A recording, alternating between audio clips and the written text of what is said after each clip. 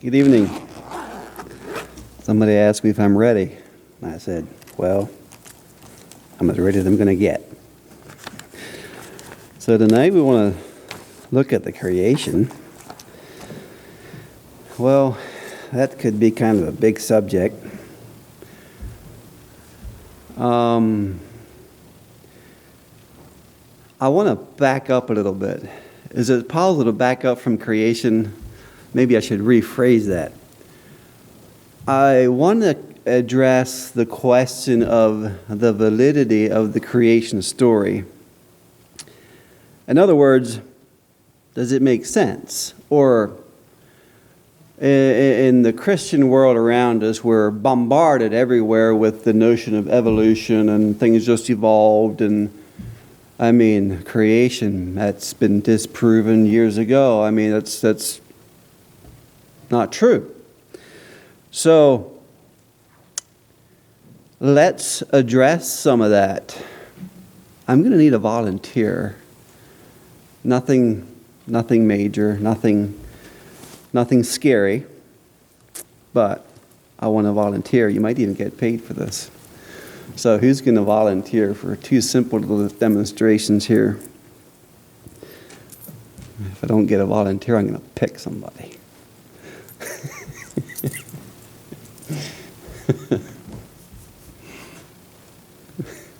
5, 4, 3.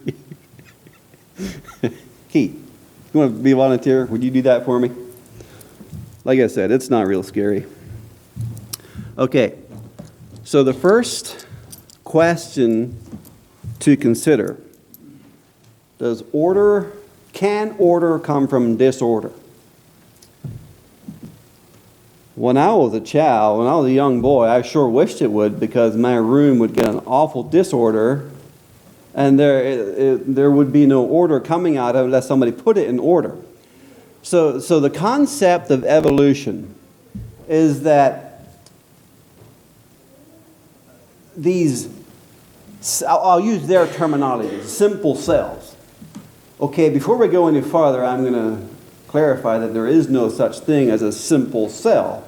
The more they study it, the more they realize how complex they are. But their theory is that things started with simple cell, and they stacked upon each other. They came together in the right order. And created order out of disorder. So I have some coins here. There's 2 quarters, 2 dimes, 2 nickels, and a couple pennies. I want you to take this, and the intention here is for you to shake those up in your hand and drop them on the floor. Now, you're not technically supposed to put in order. The purpose is to get those all in a stack in the right order. Okay. So, have at it. That didn't work the best. You want another try? Sure. Okay. Okay, so that was only once. Maybe if Keith did this a couple million years, he could get them stacked. Yeah. Let's try it. I need to make a bigger bang. There you go. Try that. Good job, but it's not quite right. So, okay. You can actually keep this. That's your pay. Wow. It paid you to come here tonight. So, that is just a simple illustration of the foolishness of the concept of evolution. Order does not come from disorder. It cannot, it never has, it never will. So that's only one of them. Now, the other one, up in the Cleveland Museum of Natural History, they have this awesome display of the heavens, the stars, it's fascinating. But as you enter this room, in big letters on the side of the wall, it says, it all started with a big bang. And I'm going, really? We all like big bangs.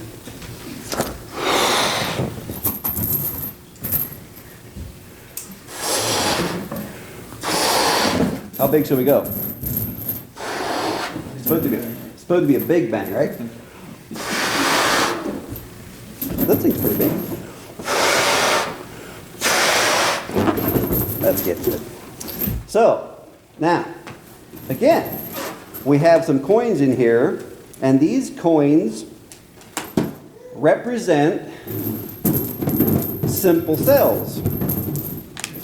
So I need you to shake these up, and the purpose there again is to make order out of disorder. So as you shake that thing, that didn't work either, did it? It's not. There's no order. I mean, they're all over the place. They didn't stack up. And that's the whole point. Evolution doesn't stack up. So, with that in mind, maybe we should pick up the pieces. That's all that happens when you have the Big Bang. You get pieces. Okay, you're dismissed. So, that was, of course, very simplistic. But the point is the same. Evolution doesn't stack up. Sorry, I mean, it doesn't. You can't get order from disorder. So, and the evolutionists cover this with the concept of millions of years. Well, I don't care how long Keith would have tried to stack those coins, how many millions of years it wouldn't have stacked up, because it just doesn't work. But that is the premise of evolution. So contrast that with the complete simplicity of the gospel. Isaiah 45 verse 12, I have made the earth and created man upon it. I, even my hands, have stretched out the heavens, and all their hosts have I commanded.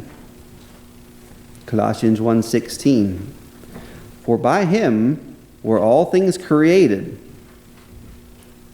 that are in heaven and that are in earth, visible and invisible, whether they be thrones or dominions or principalities or powers, or all things created by him and for him. Verse 17, and he is before all things, and by him all things consist. There's one more in Revelations chapter 4, verse 11. Thou art worthy, O Lord, to receive glory and honor and power, for thou hast created all things, and for thy pleasure they are and were created.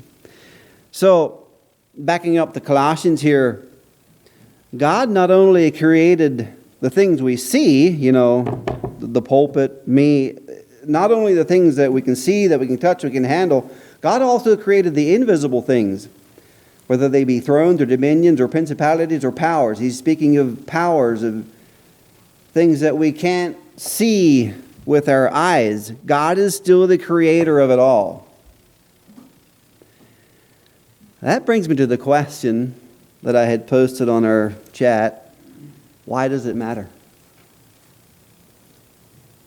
Why does the creation story matter?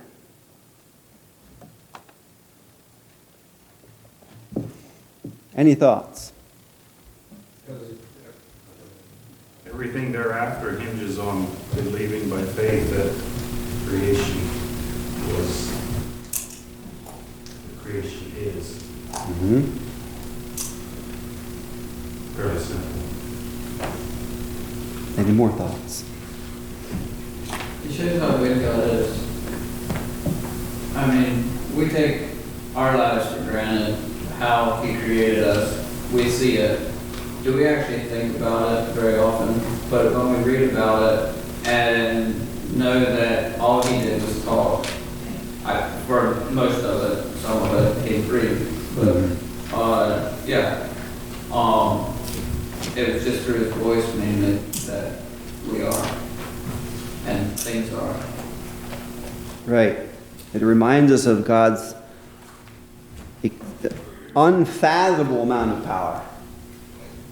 Anything else?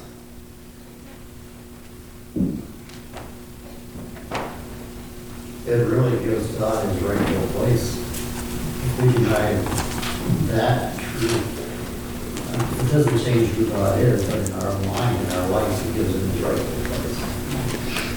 That comes closer in line of what I was thinking. Romans chapter 1, verse 20.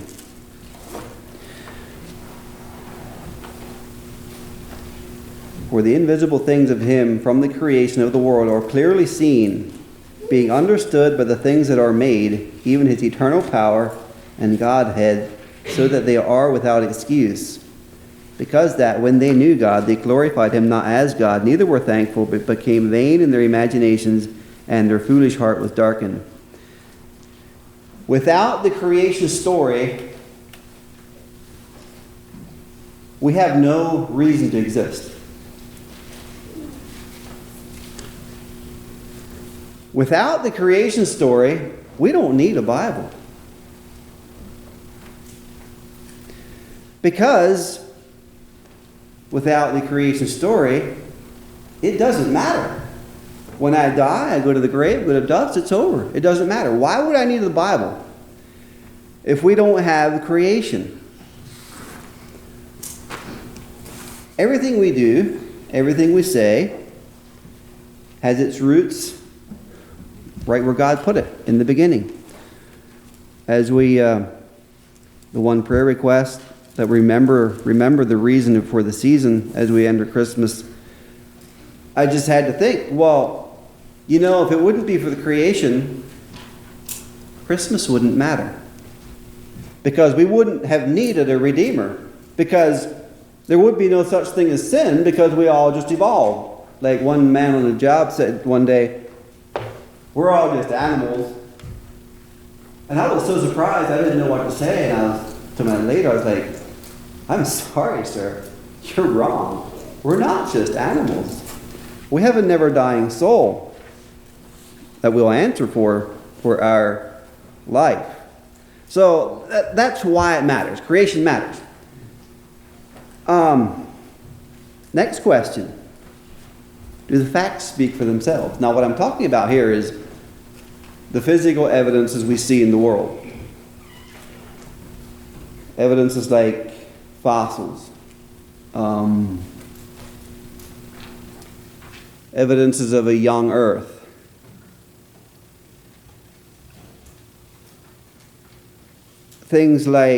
Facts like the rate of erosion of Niagara Falls, if the face was straight at the beginning, the rate of erosion would date that at about 5,000 years. Now, that's probably not quite as simple as it sounds, because the flood happened at 1,600 years after creation, roughly. So there's no 5,000 years left if we consider the world to be 5,000 or 6,000 years old. And somebody pointed out, well, after the flood, the rate of erosion would have been faster because of the softer matter.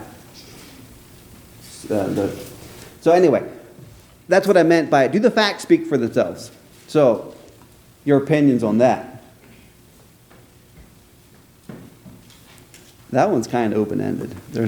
I don't think there's a hard and fast answer to this one. But your opinion, do the facts speak for themselves? My opinion is if you have a proper view of the flood, they all fit. I totally agree. I love going to state parks, like, prime example is Colorado. They have all the different layers of the canyon and everything. They pointed evolution, I think knows flood. Salt water knows when it washes silt layers. I personally think I agree. If we have a biblical worldview, the facts all fit. So that brings me to the last question, or another question. Will the evidence has caused anyone to change their mind? The fact we just considered. And I can give you more. Okay, take for instance in California, there is a fossil of an 80-foot whale upright through the layers of coal. This creates a huge problem for the evolutionists because, okay, coal was created over millions of years, layer upon layer. So if this 80-foot fossil is upright in that layer, the bottom might have fossilized, the top would have rotted. There's no way to put that whale in there in that framework. It doesn't work. There's a problem. Will those facts cause anybody to change their mind? I could give you a whole list of these. The Arctic, they do core drills, and they show layers. The evolutionists look at those layers and they say, aha, this is proof of evolution. This is a year, this is a year, and right there's proof. Well, the creationist looks at that and says, not true. So you have winter, it's snow, the sun comes out, melts a layer, drifts more snow, sun comes out, and you get a whole bunch of layers in 1 year's time. And there's another interesting story in one of those core drills. I forget what they found. They found a fossil in there that the evolutionists absolutely positively cannot explain. It just doesn't fit. They like to skirt around it. I mean, they don't want to talk about these things. They just... Well, the evidence has caused anyone to change their mind. The one whose mind is open to change, but probably not the one who's going to come up with a alternative. Exactly.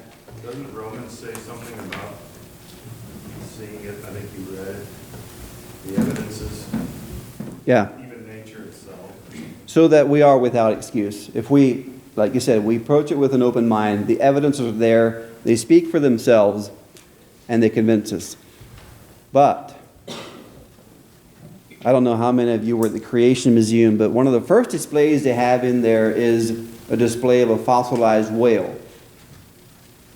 Now, as far as I know, this thing is real. I mean, I don't know.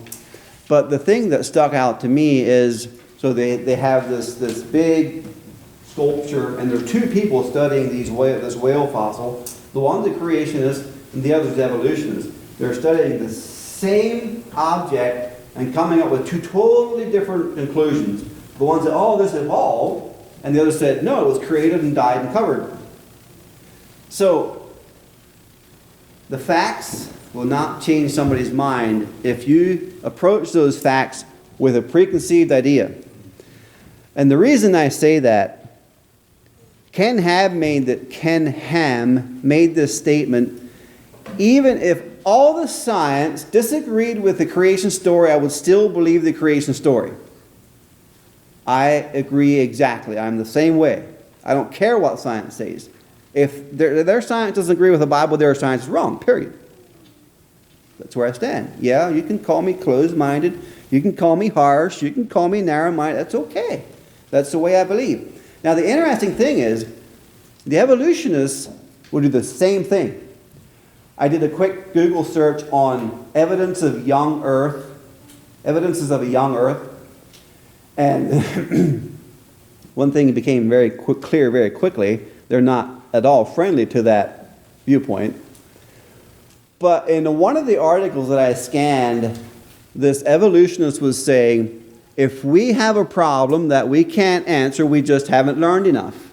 There's no doubt in his mind, if they keep studying, they will come up with an answer to that 80-foot whale upright in the coal fossil, in the coal.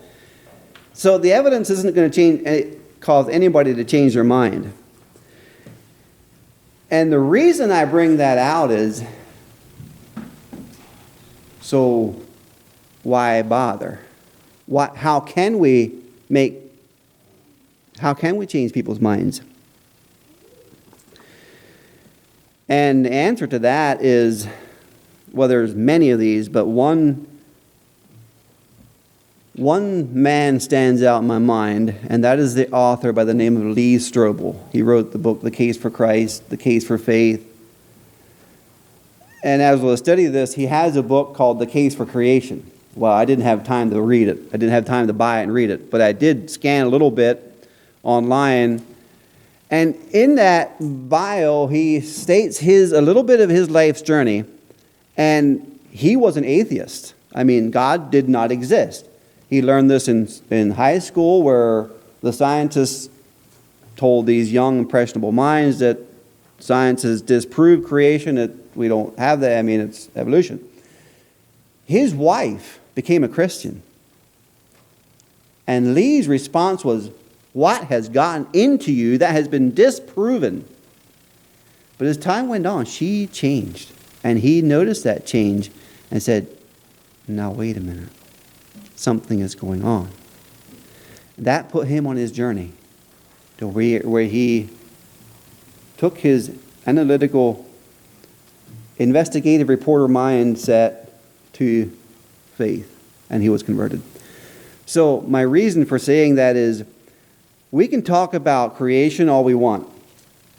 The facts aren't going to change our mind. What we need to do is prove it by a changed life. But anyway, we need to move on.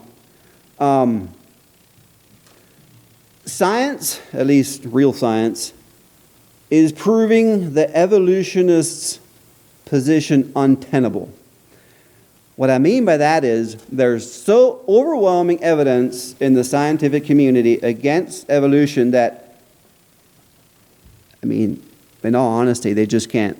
It's untenable. They can't support it anymore. I mean, it's so obvious. So now we have the hybrid. We have the million-year creationists. It's the marrying of evolution and the creation story. And that one's the most dangerous of all, because maybe it could work. But the problem is, it robs God of his power. It's the same old question that the serpent came to Eve with. Yea, has God said. So, let's read the account of Genesis. And I'm just going to point out a few things here. As Christian people, we have heard this story over and over. We're familiar with it, we believe it, and that's good. But it's good to be reminded of the simplicity. I mean, look at what the scientists, the evolutionists will tell you. I'm just going to take one quick little detour here. The simple cell. In the 80s, I think, they came up with a microscope that could actually study a cell. And what they have found is, it's mind-blowing. The smallest cell known to man, I think it's mycoplasma. If you could expand that cell to the size of a city, say New York City, everything that man has created has an equal there. You have information storage.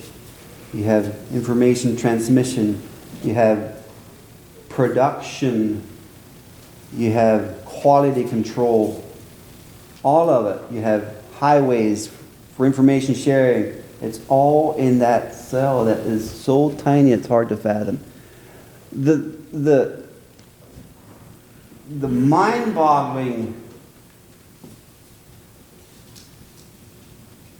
amount of information and engineering in that tiny cell is just completely mind-blowing. Somebody has said to call it a simple cell is a misnomer of the most, I forget his words. It's completely misnamed. But anyway, that was a side road. Let's read the first book of Genesis here. Verse 1. In the beginning, God created the heaven and the earth. And the earth was without form and void. Okay, right here, we have another evolutionist problem. There was a prior earth. See, it says here, it was without form and void. When I get a blueprint from Wayne Holmes to build a house, that house is without form and void. It doesn't exist. But there's a plan for it. And that's what I see here. It's not that there was a former earth and it was destroyed. It's just that this is the beginning of the plan. And the earth was without form and void, and darkness was upon the face of the deep, and the Spirit of God moved upon the face of the waters. And God said, "Let there be light," and there was light. And God saw the light, and it was good, and God divided the light from the darkness. And God called the night day, and the darkness he called, and God called the light day, and the darkness he called night. And the evening and the morning were the first day. So here's another problem for the hybrid, the creationist evolutionist. So if this first day was a couple million years long, what do you do with the night and the morning? What do you do with the evening and the morning? Right there you have a problem. So if the day is this long, how can the day have a definite evening and morning? In my mind, that creates a problem for the million-year creationists. So we'll keep reading. And God said, "Let there be a firmament in the midst of the waters, and let it divide the waters from the waters." Firmament basically means the atmosphere, the sky. There's some belief that in the created world there was like a greenhouse vapor over the earth. Be that as it may. Maybe it was that way and maybe not. But in verse 6, "And let it divide the waters from the waters." So there was a division there. Even that would pose a problem for the evolutionists.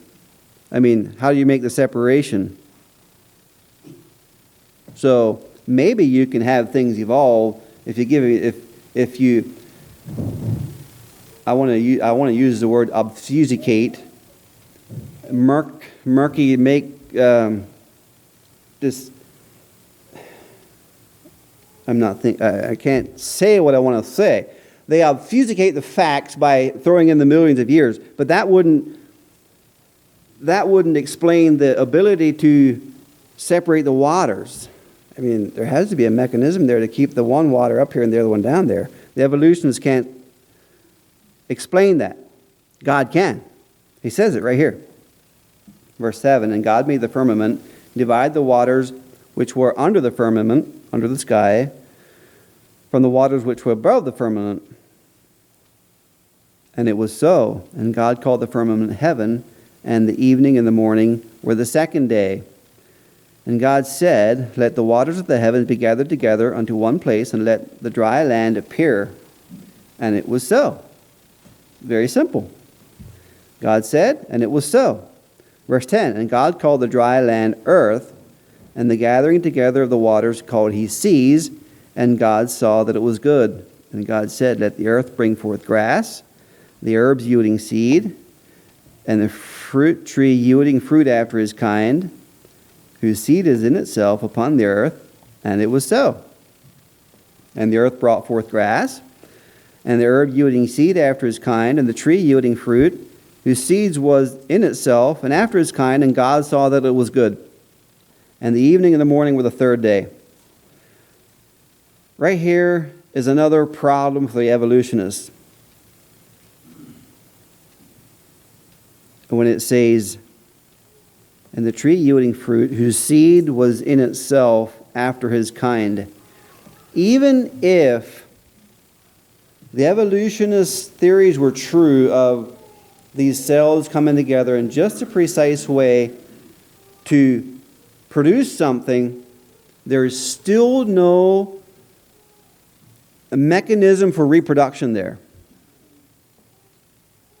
The evolutionists cannot explain that. They cannot explain reproduction. Okay, things can evolve, but upon closer analysis, that doesn't make sense. So if it evolves, I mean, how's it going to reproduce? You can make a seed, but you can't make it grow. So let's throw out the scientists and their hullabaloo and believe in what the Word says. The earth brought forth grass, and the herb yielding seed after his kind. Right there you have it. That is the proof of the creation, the idea of reproduction. 13, and the evening and the morning were the third day. And God said, let there be light in the firmament of the heavens to divide the day from the night. Let them be for signs and for seasons and for days and for years. And let them be for lights in the firmament of the heaven to give light upon the earth. And it was so. And God made 2 great lights, the greater light to rule the day, and the lesser light to rule the night. And he made the stars also. And God set them in the firmament of the heaven to give light upon the earth, and to rule over the day and over the night, and to divide the light from the darkness. And God saw that it was good. And the evening and the morning were the 4th day. So here God sets the motion of the planets in order. And how anybody can look at that order and that the infiniteness of the heaven and say it evolved is just completely unfathomable. They can look at us and say, well, the idea of a being creating that is unfathomable. It's not. It points to a creator. There's no way that much order.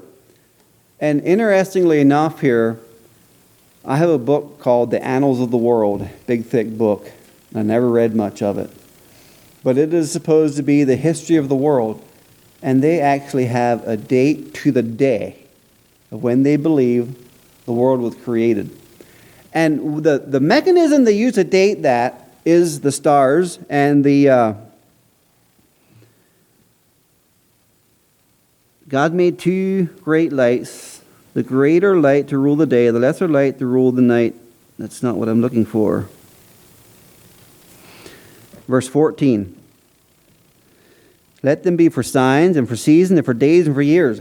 That mechanism is so precise, and solar eclipses were such notable events that they were always recorded in history.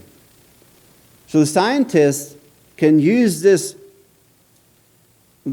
totally reliable order to date those, because they know exactly when the next one will happen to the minute, to the minute that like this eclipse that was in 2017, the scientists could say to the minute when that total eclipse will enter the western coast and when it will leave the east coast of the United States.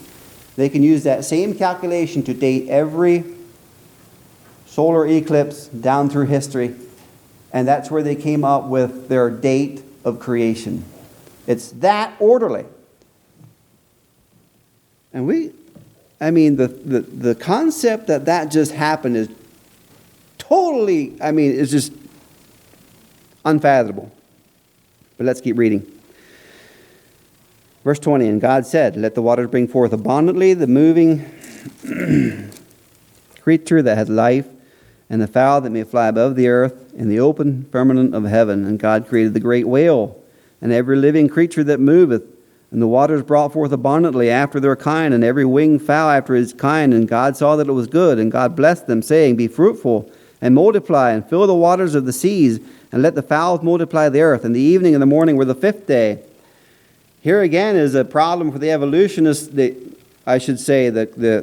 hybrid, the creation evolutionists. So God took 1,000,000 years, but in their model, things are growing from smaller to larger. Well, that's not how God did it. God created the great whales. He created the larger first. And there's a reason for that. It's just simply to prove that God didn't need to start with something small and make it grow. God didn't create a baby. God created a full-grown man. And another little side bunny trail here. I don't have time for many more of these. There are some stars that are so far away that at the speed of light, their light would not have reached Earth yet in 5,000 years. And the evolutionists say, aha, gotcha. The creation can't be true. That's not true. God simply created a mature universe. He created that light here when he made the earth. No problem at all for a creationist. Verse 24, and God said, let the earth bring forth a living creature after his kind, cattle and creeping things, and the beasts of the earth after his kind. Then it was so. And God made the beasts of the earth after his kind, and the cattle after their kind, and everything that creepeth upon the earth after his kind. And God saw that it was good. And God said, let us make man in our image, after our likeness, and let them have dominion over the fish of the sea, over the fowls of the air, and over the cattle, and over the earth, and over every creeping thing that creepeth upon the earth. So God created man in his own image. In the image of God created he him. Male and female created he them. And God blessed them. And God said unto them, be fruitful and multiply and replenish the earth and subdue it and have dominion over the fish of the sea and over the fowl of the air and over every living thing that moveth upon the earth. See, God created a caretaker just as soon as the creation was. If we have this evolution of creationist model hybrid, who was the caretaker as these things took millions of years? It doesn't hold out. God in his infinite wisdom made it all in 1 week. And God said, behold, I have given you every herb bearing seed, which is upon the face of the earth, and every tree, and in the which is the fruit of the tree yielding seed. To you it shall be for meat. In the pre-flood world, there was no such thing as meat eating. It was vegetarian. Verse 30, and to every beast of the earth, and to every fowl of the air, and to everything that creepeth upon the earth, wherein there is life, I have given every green herb for meat. Right there it is. And it was so. And God saw everything that he had made, and behold, it was very good. And the evening and the morning were the 6th day. Psalms 104:24 sums it up very well. O Lord, how manifold are thy works. In wisdom hast thou made them all. The earth is full of thy riches.